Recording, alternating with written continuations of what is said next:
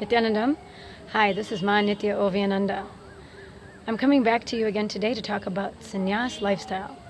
Yesterday I explained about how Kumbh Mela was a completely liberating experience for me and how I really let go of all the things that I thought I needed in life, like having a place to sleep every night, a place to put my stuff, how I had to know every moment what it was going to be. But with Kumbh Mela, it wasn't that way. There were hundreds of thousands of people coming every day to see Swamiji, and we were feeding at least over 10,000 people every day in the campus. And there was maybe 3,000 of us, Sannyasis and volunteers that came. Now it may seem like a lot, 3,000, but when you're talking about 100,000 people coming through to see Swamiji with darshan, and also coming to eat there and to visit the temple, it was quite a feat to keep it all going.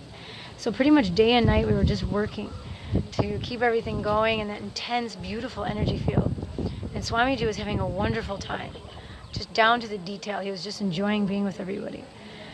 So after that, though, we had a really amazing experience. We got to go to Omkareshwara, India, where the Narmada River was.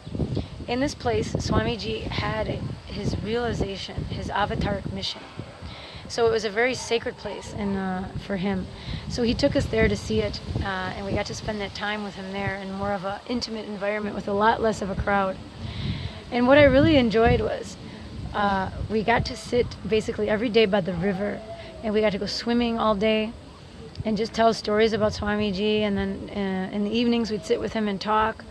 And it was so amazing because it's always beautiful to be in his space and to hear his stories, especially in a more casual environment. When he really gets in and tells us about his life, it's like one of the best things in my life that happens. And one of the things I really enjoyed was the freedom of sleeping outside next to the river. Because you'll see in Varanasi and all the holy cities in India, all the sadhus, the wandering monks, the sadhus, they'll go around and they'll typically sleep, along the sacred rivers. So at night you'll see all the orange kavis lined up, getting their space ready to sleep or do their meditations. All day they just pretty much soak in that atmosphere, that just the very air you breathe next to those sacred rivers.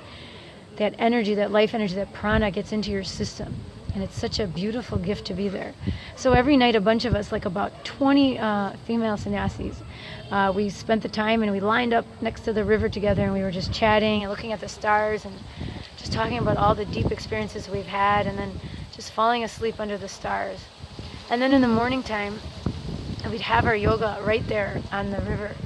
And after that, we'd jump into the river for our morning bath. Frankly, there were too many people in the place we were staying and not enough showers. I mean, we could shower later on, no problem, but hey, it was more fun doing it the traditional way. So we all just would jump in and go swimming around in the morning and then run back and change and get ready for puja. And then we had our morning pada puja, and then we would get to have our satsang with Swamiji. But it was such an amazing experience having that schedule of being outside all day, just breathing in that fresh, beautiful air along the sacred river Narmada. And it was such a beautiful town also. If you have a chance to go there, I'd recommend it. Such a natural, beautiful area, and so many interesting little temples and larger temples. I really enjoyed it very much, and sometime I hope to go back and explore a little bit more. It has that really interesting old world feel. Of course, many places in India do, but there was something about that. It was more of a pastoral feel, I don't know how to describe it. I can only liken it maybe to Europe, how you go to those old towns and they have the castle and the wall and the fields with the sheep there grazing for wool that they use and all. It was just such a beautiful sight, except India is totally different from anywhere else because it has that energy, that life energy. No matter where you go, it carries the sacred divine energy that I didn't experience when I went back to US. I felt it was weird and kind of different.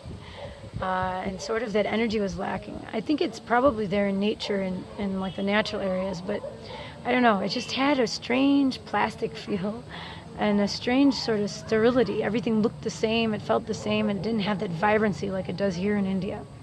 So it's really such a blessing to be here, and I really enjoy it so much. So please, when you have a chance, I suggest that as soon as possible you get your passport, you get yourself a visa, and you come to India. You can make a whole vacation out of it. First, you come to the Adinam and you meet Swamiji and you take the 3-week Inner Awakening program. Then after that, you can visit the many sacred sites around India. And one of my favorites is Varanasi. It's a place to experience. I could just talk about it for a long time, but I won't. It's such a beautiful mixture of chaos and history and spirituality and life. It's so alive and vibrant. And it's so amazing because of the small little alleyways that you go in the old part of Varanasi, that there's no cars allowed there. You can only walk through there. And it's just, I can't describe it. But you should make a time of it and come. Experience what it's like to live in the Vedic tradition, because you get all those experiences when you come to India, and especially the Adinam. And when you live a lifestyle of sannyas, you have such a beautiful space because you get to live around a living avatar, His Holiness Paramahamsa Nithyananda. And you get to make spirituality your life, your full-time career. So you're not only helping to elevate yourself, but just by you being here and being with him and learning, you're helping to also elevate the consciousness of humanity. So you must come now. Get your passport, book your ticket, go to innerawakening.org and find out more. I hope to see you soon. Thanks again for watching. Nithyanandam.